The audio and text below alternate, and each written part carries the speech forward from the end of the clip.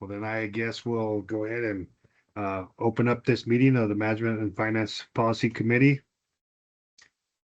and look at our agenda, called this meeting to order.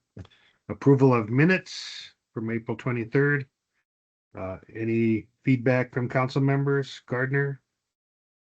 Nope, looks good to me. Hey, Councilmember Bergan?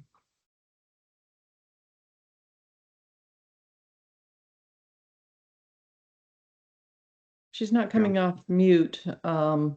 Candace, can you make sure she has access to her speaker, please? Or her mic?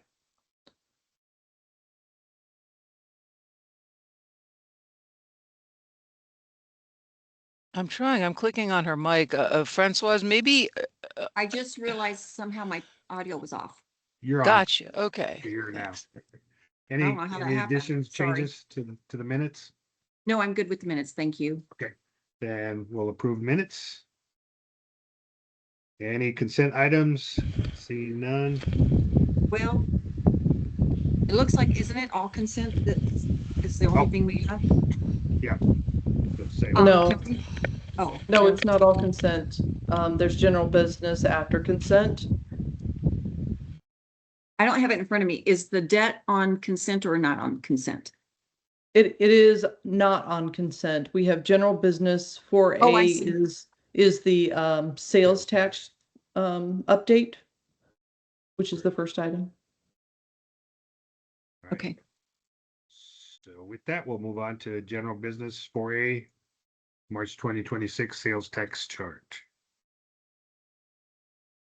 Hello, everyone. Richard Goggins, Budget Office.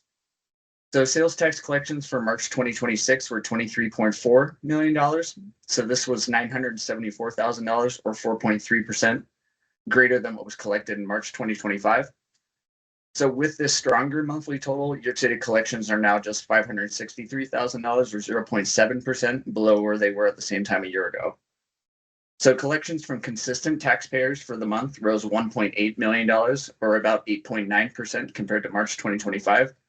So these collections are collectively up $2.9 million or 4.3% compared to the same time last year. So while consistent taxpayer collections are stronger than the average annual growth we've seen in the previous few years, they are still being offset by a $3.5 million decrease or 39.4% in variable sales taxpayer collections through March. So on a sector level, 8 of the 15 tracked sectors show a year-over-year decrease, with electronics, computers, and industrial sales showing the largest variances, and they're down a combined $4 million. 2 sectors that are typically associated with discretionary income, the eating and drinking and clothing accessory sectors are performing quite strongly. They're up 7.9% and 16.2% respectively. So finally, with this data, there are no changes to the projections that were discussed in the spring workshop. So I'm available for any questions if you have any. Thank you for that update. Councilmember Bergan? Just remind me, I mean, we're the end of May, we're going to be in June, I think in a few days. Why we have March and not April? So we receive, we give incentives back for all sorts of things. And so for example, for April, I just received those incentives yesterday. So it just takes time to adjust the sales tax numbers to account for that. Okay, great. Thank you. I couldn't remember. Councilmember Gardner? No questions for me. Okay.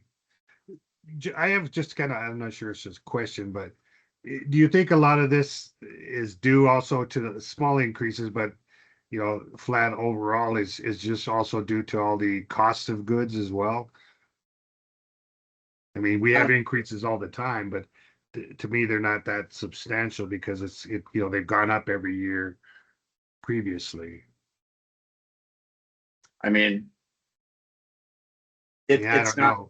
Yeah, I mean, it's not helping things. It's interesting looking at the eating and drinking places, sectors, and things like clothing accessories, because that's where people are using their disposable income, but they're up for the year for the city. Okay. So we are seeing variable sales tax collections do tend to kind of, they are in those sectors where where we see those variable payments, and when variable payments tend to go down, that is kind of, it flows with the business cycles as well. So they're not doing so well, but it's kind of it's an interesting situation to look at right now. All right, thank you. Yep. Move on to 4B, the 2026 IT lease purchase authority ordinance. Good afternoon, committee members. Scott Newman, Chief Information Officer here at the city. This is just our annual ordinance that we must enter annually, year over year, that authorizes IT by council to enter into lease purchase agreements for technology acquisition. Several years ago, working with finance and city legal and outside bond counsel, it was determined to really fulfill the IRS requirements for reporting, that a ordinance that authorizes these types of leases is required on an annual basis. And so this is our 4th year of doing it. And it just allows us to continue forward with lease purchases where it's advantageous for the city. Okay. With that, any questions from Councilmember Bergan? Is that for software as well? Yes, ma'am, it is. We use it for any type of, we're actually using it as a cost containment measure now because the cost of technology has gone up so much. So yes, we've executed 2 leases this year that are helping us to lock in the price of software over a multi-year term. And our original use was specifically hardware, Right. but we have moved over to software as well. And last year, the lease we executed with Motorola, we were able to save the city $500,000 by executing the lease as well. So Very good. Great, it's thank you. it's a great tool to have in the toolbox for sure. Councilmember Gardner? No questions for me. Thanks, Scott. All right. Yes, sir. Thank So you. You need approval for us to move this to the study session, is that correct? Yes, sir. If you could, please, that'd be great. All right, any questions about moving this forward, council members? I'm okay. Okay. Councilmember Bergan, you good? It You're just up, went on muting. This dumb button won't unmute. Yes, I'm good. Thank you. And there's your authorization to move it to study session. Thank you, Thank sir. you, committee. Appreciate it. And next up is 4C, the 2026 City of Aurora Debt Book Review. Yes, good afternoon. Teresa Sedmack, City Treasurer.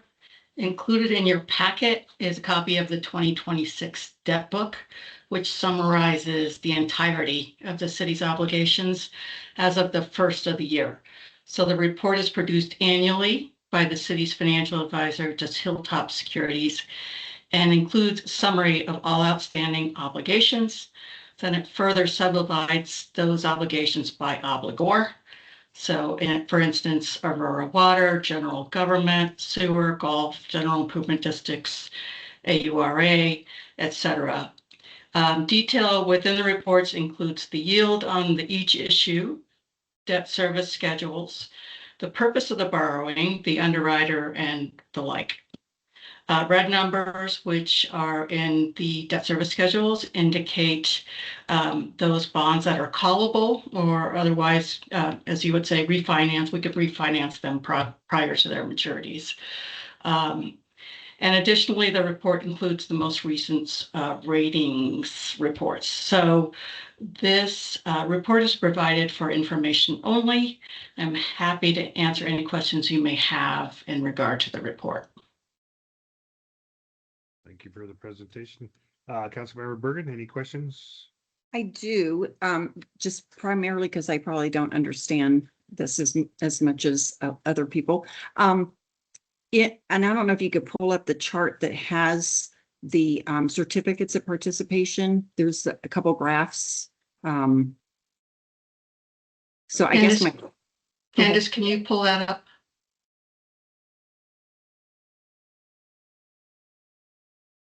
Candace? Yeah, go to Okay. let's start with page 35, Candace.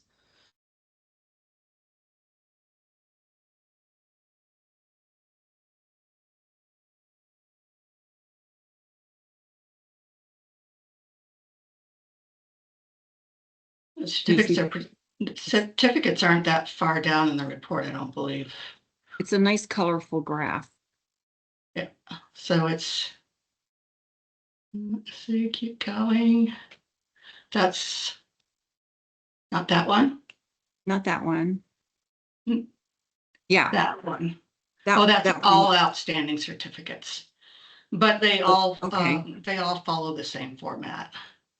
So do we ever pay them off early? Like Yes. we do. We So- absolutely do. When interest rates are favorable, in other words, what's like refinancing a mortgage, right? If you Right. can get a mortgage rate that's less than what you're paying and it makes economic sense to refinance for savings, we will do that. Right now, we are facing a situation where we finance these assets at pretty low rates. So a lot of them cannot be refinanced, but we absolutely monitor that on an ongoing basis. And if there is a savings to be had, we will take it to City Council for approval of a refinancing. So we do that quite often. Right now, it's not the cards for most of the issues, but yes, we do that quite often. Okay, and then in terms of the total debt on the certificates of participation, in line of our total budget, is that, I guess, would you say that we're it's fiscally responsible in terms of the amount of debt that we have on COPs? Absolutely, and the rating agencies will note that in their reports that we are pretty fiscally conservative. COPs is really the only instrument at this point that the city has to finance assets because we don't have bonding authority. As you know, we're going out in November to ask for that. But right now, we don't have any bonding authority for general revenues. So certificates of participation are lease purchase obligations. And the rating agencies would say absolutely we're in good standing with those. We have it's a good proportion to our general budget. Yes. Okay, all right, thank you. That's all for me. Thank you. Councilmember Gardner, No questions. Thank you. none for me. Thank All you. right. for the presentation. Thank you very much. Next is the 4D Sand Creek Metropolitan District Service Plan Amendment. Good afternoon, committee members. I am Michael Kerrigan, the Special District Administrator with the Department of Development Services. Today, for your consideration, we have the 7th amended service plan for the Sand Creek Metropolitan District. The Sand Creek Metropolitan District serves the commercial property project known as Gateway Park, generally located between 40th Avenue and 28th Avenue on the north and south sides, and between Chambers Road and Tower Road on the west and east sides. The service plan was originally approved in 1995 and has been amended 6 times previously. The first amendment was to change the name of the district, and the past 5 amendments were to increase the district's debt limit. This 7th service plan amendment will also increase the debt limit. The district has taken a conservative approach to its debt issuance practice by only seeking authority and issuing enough debt to cover near-term identifiable projects. This 7th amendment follows that same approach, whereby the district will seek an increase in the debt authority from $105 million to $200 million, with the debt proceeds being used on infrastructure projects for the remaining 100 acres of undeveloped land within the project. Additionally, the districts anticipate seeking a Tabor election this November for the electoral authorization for this additional debt.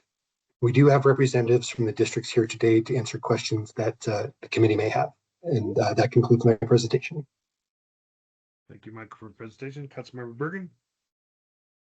Questions? Yes, so this is primarily, maybe all commercial at this point. I think there's no residential. Correct. They've excluded all of the residential properties that were in the district and then that could have been in the district. Those have been excluded.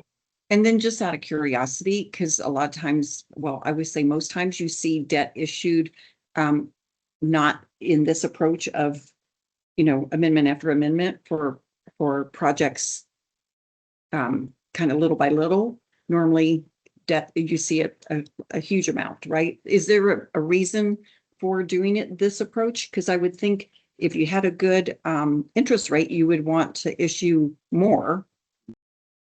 Yeah, maybe Cover I'll those future. Yeah. Sure. Yeah, maybe I'll let representatives from the district opine there on your debt issuance practice. Ryan, did you want me to take that? No, well, I'll take it. I'll do a quick introduction. Sorry. I was muted and so I was talking and had to get unmute. So my name is Ryan Stachelski and I'm the district manager for the Sand Creek Metro District. Tom Wendelin, the voice you just heard, he's our financial analyst. I also have on here our assistant district manager, Rebecca Talladay, and then Ron Fano is our attorney from Spencer Fain. So you have the whole team here to be able to answer any questions you have.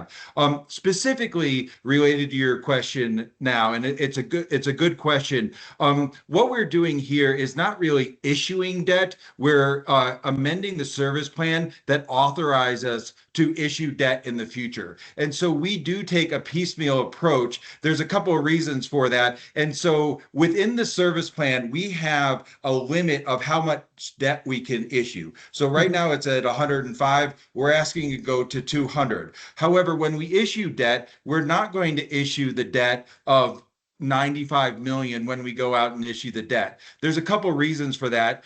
Number one is when you issue debt, you have to spend at least 85% of that money within 3 years. And so you have to have everything teed up and know exactly what you're doing. What we are doing is we're preparing for opportunities to come this way so that we can be reactive. So we're partnering with DIA on the Peña and Airport corridor and trying to assist them with development in that corridor. We have, other acreage in the area that needs intersection improvements. We also have been a district for over 30 years. And so we have some not deferred maintenance. We have some ongoing maintenance. We have some end of life assets that need to be refreshed and those types of things. So what this is doing is we're really just asking for the ability to go out and issue debt, but we're not issuing any debt by the actions that are being taken here. We will have to have a Tabor election in November, meaning the voters within the district have to allow us to then go out and issue debt. And then we usually issue debt in an incremental phase, knowing that we can spend that amount of money within the 3-year period. Does that answer your question? That is an excellent explanation. And thank you for all being here. A lot of times we have districts on and we get no questions and you guys don't get to explain what you're doing. So thank you. Sure. Well, and I think you see a lot of metro districts, especially when they first come in, they ask for a very large debt amount under the service plan. And so, I've worked with the Sand Creek district since 97, and they've always just looked for how much they thought they needed to do in public improvements and didn't ask for what you would typically see, like 500 million or whatever it is, right? So, and as time moved on, the number that they thought was going to work, didn't, but they always kept it pretty close to just what they think they need in the future. And so the last time we did it, I think everyone thought, well, that will be the last issue to get done. And that just isn't really the case. So. Well, thank you. Appreciate it. Sure. Thank you. Councilmember Gardner? No questions for me, thanks. All right, none for me as well. And you also need approval to move this to study session, is that correct? Correct. Michael? All right, Yes. We all good? Councilmember Gardner? Good to move. Yes, good to move it forward. Good with me. Look forward to study session. Thank you. Next up, we have 4E, intergovernmental agreement with Adams County to add a ballot drop box location at Moorhead Rec Center. Hi, Katie Rodriguez, City Clerk. This is to enter into an IGA with Adams County to place a ballot drop box location at Moorhead Recreation Center. Moorhead is already a VSPC location, so the county and the city thought this would be a great location to also have a drop box at. And Douglas County, Adams County, Arapahoe County all coordinate, so anybody from any of the 3 counties can drop off a ballot at this location.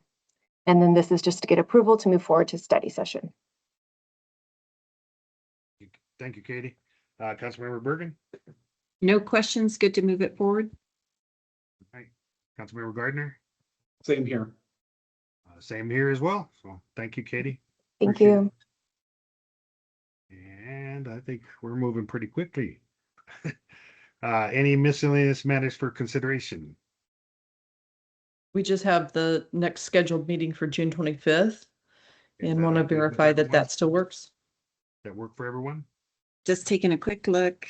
Just- What, Oh, say the date it's again? CML, June CML 25th. conference.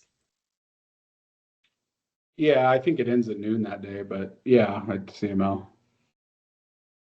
It ends at noon. I won't be back in time. Do we want to reschedule? Could we? Or the two of you could just do the, Yeah, I'm gonna be small talked out by Thursday afternoon, so I'm fine. I'm you're fine so- with it. But if you want us to reschedule, I'm fine trying to find a different date. It'll Well- probably have to be after the 4th of July though, at that point. Yeah, let's just leave it. If I can make it, I'll make it. Okay. Okay, sounds good. All right, we'll keep it then. Thank you. All right, and with that, we will adjourn.